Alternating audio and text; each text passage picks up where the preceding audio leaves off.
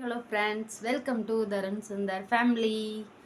இன்றைக்கி வீடியோவில் நம்ம என்ன பார்க்க போகிறோம்னா, நேற்று நேற்று வந்து வீடியோ போட லேட் ஆயிடுச்சு, மகளிர் குழு கூட்டம் நடந்ததுனால. அதனால் அந்த வீடியோ சரியாக போகலை. அதில் வந்து உமா ஸ்ரீனிவாசனுங்கிற அக்கா ஒரு கமெண்ட் கேட்டிருந்தாங்க.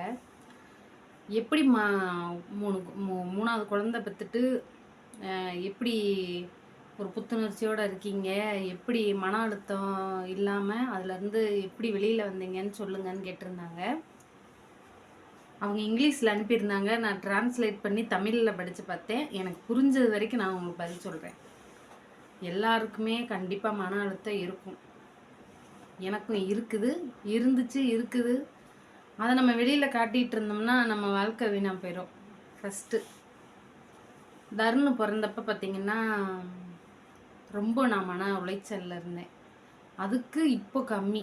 தருணுன்னா பையன் பிறந்தப்ப என்னைய மாதிரி யாருமே மன உளைச்சலில் இருந்திருக்க முடியாது. அவ்வளோ அழுக, அவ்வளோ கஷ்டம், அவ்வளோ பிரச்சனை எல்லாமே தாண்டி வந்தேன். ஏன்னா ஊரில் குழந்த பிறந்துச்சு. குழந்த பிறந்திருக்குன்னு மத்தியானம் 1 மணிக்கு சொன்னால் மறுநாள் நைட்டு கிளம்பி மறுநாள் விடிய காலையில் ஊருக்கு வந்தாங்க. எங்கள் ஊருக்கு தூத்துக்குடி மாவட்டத்துக்கு.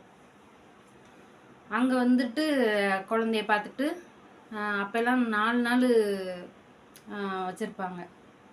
4ஆம் நாள் தான் வீட்டுக்கு அனுப்புவாங்க.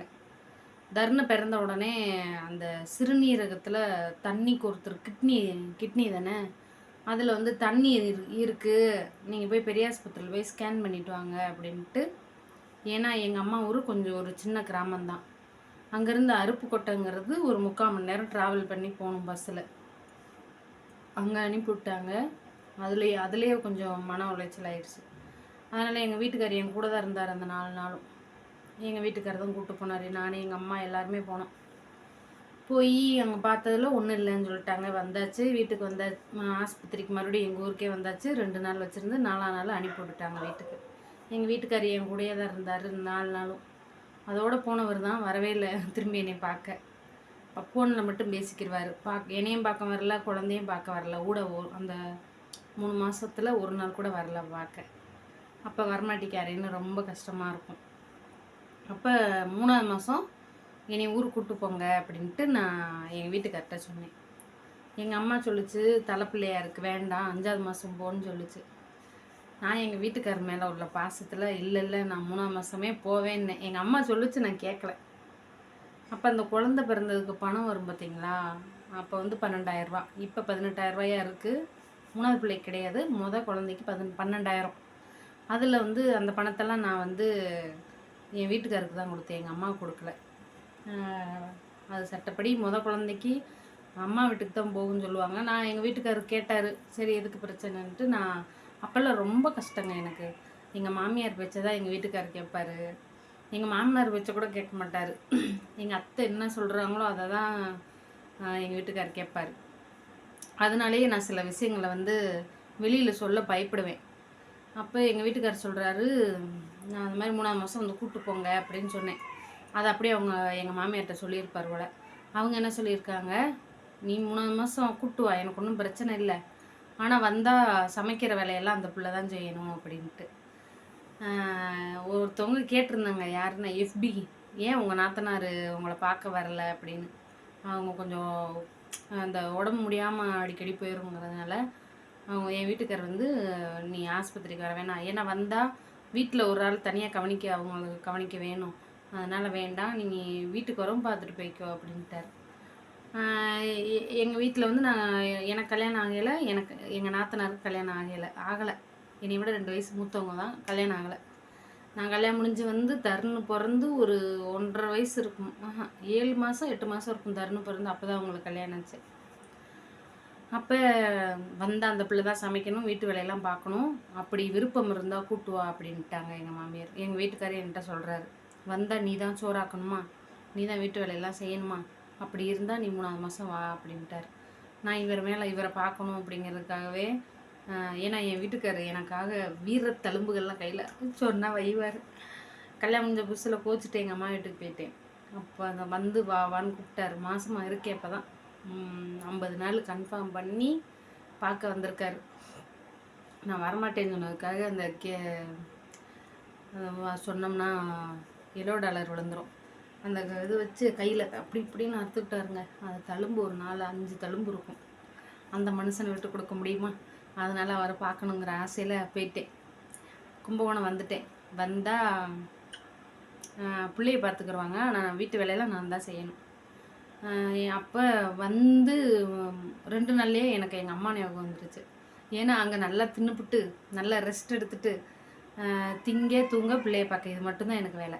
எங்கள் அம்மா பிள்ளையெல்லாம் பார்க்க சொல்ல மாட்டேன். ஆனால் துணி துவைக்கிறதுலேருந்து அந்த மூத்திர துணி, ஏன் துணி, எனக்கு எல்லா துணியும் எங்கள் அம்மா தாங்க துவைச்சி போடும். எங்கள் அம்மா தெய்வம், எனக்கு அவ்வளோ வேலை பார்த்துச்சு. அம்மாங்கும்போது அவங்கவுங்க பொண்ணுங்களுக்கு வேலை செய்கிறாங்க. அந்த மாமியார் போஸ்டிங் வரும்போது மருமகளுக்கு வேலை செய்ய கஷ்டப்படுறாங்க பார்த்தீங்களா? அவங்களே அவங்க பொண்ணாவே பார்க்கலாம். பையனுக்கு வரேன் அப்படின்ட்டு வந்துட்டேன். வந்தால் எனக்கு பிள்ளையை பார்த்துட்டு வேலை செய்ய முடியல, கஷ்டமாக போயிடுச்சு. நான் அழுகுறேன். நான் எங்கள் அம்மாட்ட போகிறேன். எங்கள் மாமியார் சொல்கிறாங்க, 4000 ரூபா செலவு பண்ணி உன்னை கூப்பிட்டு வந்திருக்கேன், உங்கள் அம்மாட்ட போறியா? அப்போ இதுக்கு வந்த 5ஆவது மாதம் வர வேண்டியதானு சத்தம் போடுறாங்க. நானும் உட்காந்து அழுன்னு அழுது அப்படியே கொஞ்சம் மனசு அப்படியே இப்படியே தேத்திக்கிட்டு ஒரு மாதம் இருக்கும். எங்கள் அம்மா வந்து கூட்டு போமான்னு சொல்லுவோம். எங்கள் அம்மா கூப்பிட்டு வந்து மறுபடியும் ஒரு வாரம் வச்சுருந்து மறுபடியும் அனுப்பி விட்டாங்க. அது ஒரு மன அழுத்தங்க. எனக்கு பெரிய மென்டல் டார்ச்சராக இருந்துச்சு. எனக்கு எங்கள் நாத்தனாருக்கும் சண்டையெல்லாம் வரும். காது பட்ஸில் குடையிறதுக்கு ஒரு சண்டை வந்துச்சு. இன்னும் எங்கள் நாத்தனார் சொல்லி கேட்டோம். அப்போ சண்டை, இப்போ பார்த்தா அது ஒரு சிரிப்பாக தெரியுது. இந்த சில்லி மெட்ருக்கெல்லாமா சண்டை போட்டோம் அப்படின்ட்டு. நிறைய விஷயங்கள் வந்து காலப்போக்கில் அது அந்த டயத்தில் அது ஒரு பெரிய மன உளைச்சலாக இருந்திருக்கும். இப்போ அது நமக்கு ஒரு பிரச்சனையாக தெரியல. பட்ஸை வச்சு காது உடைஞ்சதுக்குள்ள ஏன் பட்ஸை வச்சு காது குடையிறேன்னு கேட்கும். எனக்கு கோவம் வந்து, என் பிள்ளைய நான் பார்த்துக்கிறேன், நீங்கள் யாரும் பார்த்துக்க வேணாம், நான் தூக்கிட்டு போய் எங்கள் அண்ணன் பிள்ளை நான் அவங்க சொல்லி ஒரு பெரிய சண்டை மாதிரி வந்துச்சு. இப்போ ஏண்டா அப்படி நம்மளா சொன்னோம் அப்படின்ற மாதிரிலாம் தோணுது. அந்த மாதிரி ஒரு மன அழுத்தத்தை தாண்டி வந்தேங்க. ரொம்ப கஷ்டப்பட்டேன் நான். சுந்தருக்கு சொல்லையே வேண்டாம். ஏன்னா யாருமே இல்லை. சுந்தர் மாசமாக இருக்கும்போது எங்கள் அம்மா இல்லை, மாமியார் இல்லை, எல்லோரும் இறந்துட்டாங்கன்னா அதை யோசிச்சு பாருங்கள். ஏன்னா குழந்தை பார்க்குறதுக்கு இப்போ நான் எப்படி கஷ்டப்படணும். இப்போ எங்கள் அக்கா வந்துருச்சு. அப்போ எங்கள் அக்கா கூடயும் கொஞ்சம் மன வருத்தம், பேச்சுவார்த்தை இல்லை. எங்கள் அம்மா இறந்ததுனால கொஞ்சம் அந்த இடத்துக்கெலாம் பிரச்சனை வந்து கொஞ்சம் பேசாமல் இருந்தோம். இப்போ எங்கள் அக்காவும் வரல, யாருமே வரல. சொந்தக்காரவங்க எவ்வளோ 50 பேர் இருந்து ஒருத்தருமே வரல. எங்கள் தெருவில் கீரை வைக்க வர்ற அம்மாவை கூப்பிட்டு போய் டெலிவரி ஆகவும், நைட்டு டெலிவரி ஆச்சு. காலையில் அவங்கள அனுப்பிவிட்டு மிச்சம் 2 நாள் நான் தனியாக தான் இருந்தேன். அவனை வீட்டுக்கு கூப்பிட்டு வந்து குளிக்க ஊற்றி அவனை வளர்த்ததுலேருந்து இப்போயாவது வாஷிங் மிஷின் இருக்குது. இப்போ ஆப்ரேஷன் பண்ணதுனால தான் கொஞ்சம் கஷ்டமாக இருக்குது. அப்போ வந்து ஆப்ரேஷன் பண்ணலைல்ல, குடும்ப கட்டுப்பாடு பண்ணலை. அதனால் நார்மல் டெலிவரிங்கிறதுனால எனக்கு அவ்வளோவா இப்போ ஒன்றும் வழி தெரியல. நான் பாட்டுக்கு வீட்டு வேலை எல்லாமே பார்க்க ஆரம்பிச்சிட்டேன். துணி துவைப்பேன், கடைக்கு போவேன், மாவு வாங்க போவேன். 10-15 நாள்லேயே நான் வெளியில் போக ஆரம்பிச்சிட்டேன். எல்லா வேலையும் செய்ய ஆரம்பிச்சிட்டேன். யாரையும் நான் துணைக்கு கூப்பிடல, யாரும் எனக்கு உதவிக்கு வரல, யாரும் சமைச்சு போடல. இப்போ நான் என்ன செய்கிறேனோ அதே மாதிரி தான். இப்போயாவது என் வீட்டுக்காரர் எனக்கு குழம்பு வச்சு கொடுத்தாரு ஆஸ்பத்திரியில் இருக்கையில். அப்போ அதுவும் செய்ய மாட்டார். எங்கள் வீட்டுக்காரர் எனக்கு எந்த வீட்டு வேலையும் செய்ய மாட்டார். அப்போ ஒரு பொம்பளை கல்யாணம் முடிஞ்சு போகிறாங்க அப்படின்னா அந்த போன உடனே அவங்க வந்து எல்லா ஃப்ரீடமும் கிடைக்கணும்னு எதிர்பார்க்காதீங்க. ஏன்னா நமக்கு வந்து புதுசாக ஒரு இடத்துக்கு போகிறோம் அப்படிங்கும்போது நம்மளை அவங்க புரிஞ்சுக்க லேட்டாகும். நான் இப்போ ஒரு நிம்மதியாக இருக்கேன் அப்படின்னா இந்த நிலைமைக்கு நான் வர்றதுக்கு எனக்கு 10 வருஷம் ஆயிருக்கு. 9 வருஷம் முடிஞ்சிருக்கு, தான் 10ஆவது வருஷம். அப்போ நம்ம வீட்டில் இருந்த மாதிரியே நம்ம இங்கே இருக்கணும் அப்படின்னு நினைக்கிறோன்னா சில வருஷங்கள் ஆகும். ஆனால் இப்போ உள்ள பெண்கள் வந்து கல்யாணம் முடிஞ்சு போன உடனே நம்ம அந்த ஃப்ரீடத்தை எதிர்பார்க்குறோம், அது கிடைக்காது. அது வந்து கொஞ்சம் நாளாகும். அது வரைக்கும் நம்ம பொறுமையாக தான் இருக்கணும். எங்கள் மாமியார் உயிரோடு இருந்த வரைக்கும் அவங்க பேச்சு தான் ஓடும் வீட்டில். அவங்க என்ன சொல்கிறாங்களா, ஏன்னா அவங்க பெரிய ஆள். அவங்க அந்த ஸ்டேஜுக்கு வர்றதுக்கு அவங்க எத்தனை வருஷம் கஷ்டப்பட்டுருப்பாங்க.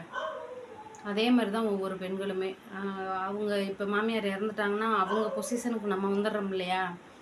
அதுக்காக வீட்டில் போனோன்னு எல்லோரும் மாமியார் செத்து போகணுன்னு நினைக்காதீங்க. என் மாமியார் இறந்து இப்போ 2 வருஷம் ஆகுது. அந்த 8 வருஷம் வந்து நான் அவங்க என்ன செய்கிறாங்க எல்லாமே நான் அவங்க வழி பார்த்து இப்போ அவங்கள மாதிரி நான் வரணும்னா இன்னொரு 5-6 வருஷம், இன்னொரு 5-10 வருஷம் ஆகும். அவங்கள மாதிரி தைரியமாக அவங்கள மாதிரி அனுபவம் வர்றதுக்கு இன்னும் நமக்கு 10 வருஷம் ஆகும். அப்போ அந்த டயத்தில் அவங்க பேசுகிறதெல்லாம் நமக்கு கஷ்டமாக தெரியும், திட்டுற மாதிரி தெரியும். ஆனால் அதெல்லாம் தாண்டி வந்தால் தான் பெண்கள் அங்கே இருக்க முடியும். ஆம்பளைங்களுக்கு வந்து கல்யாணம் ஆகி அம்மா வீட்டிலே தான் இருக்க போகிறாங்க. ஆனால் அந்த ப்ரெஷர் வந்து அம்மா சொல்கிறத கேட்கவா, பொண்டாட்டி சொல்கிறத கேட்கவா, தங்கச்சி சொல்கிறத கேட்கவா, அக்கா அண்ணன் இவங்க எல்லாரையும் சமாளித்து அவங்க எல்லாரையும் பேலன்ஸ் பண்ணி குடும்பம் நடத்துறது பெரிய விஷயம். இப்போ 3வது குழந்தைக்கு எனக்கு என் வீட்டுக்காரரு கிட்டத்தட்ட எங்கள் அம்மா மாதிரி என்னை பார்த்துக்கிட்டாரு. சோறாக்கி குழம்பு போட்டு கொடுக்குறதுலேருந்து. இப்போ தண்ணி மட்டும்தான் எடுக்கிறாரு. அது அவர் வெளி வேலைக்கு போனதில்லை. தண்ணி வீட்டு வேலை சம்மந்தமாக. இப்போ தண்ணி எடுக்க போகும்போது அவர் கொஞ்சம் சங்கட்டமாக இருக்கும். ஏன்னா பைப்பில் பொம்பளைங்க நிறைய வந்து நிற்பாங்க. நம்ம போய் அவங்கக்கிட்ட நிற்கும்போது அவர் கொஞ்சம் சங்கட்டப்படுவார். வேறு தேவையில்லாமல் யார்ட்டையும் பேச மாட்டார். அதனால் தண்ணி எப்போ எடுப்பேன்னு அந்த ஒரு வார்த்தை தான். மற்றபடி கடைக்கு போகிறது, ஜாமான் வாங்கி தரது எல்லா வேலையும் எங்கள் வீட்டுக்காரர் தாங்க செய்வார் எனக்கு. அதுக்கு நம்ம கொஞ்சம் பொறுமையாக தான் இருக்கணும். இப்போ நான் சந்தோஷமாக இருக்கேனா அப்படின்னா கொஞ்சம் அனுபவம். ஏன்னா என் வீட்டுக்காரர் பில்லர் மாதிரி இருக்காருங்கிற தைரியம் வந்துடுச்சு எனக்கு. அதனால தான் நான் இப்போ எனக்கு பாப்பா அழுகுதுங்க. உமா ஸ்ரீனிவாசன் அக்கா இன்னும் இருக்குது, அதை சொல்ல முடியல. சொல்கிறேன் ஒரு நாள் உங்களுக்கு. ஓகே, இந்த வீடியோ பிடிச்சிருந்தா மறக்காமல் இதெல்லாம் உண்மை நினச்சிங்கன்னா லைக் பண்ணுங்கள். டாட்டா பாய்.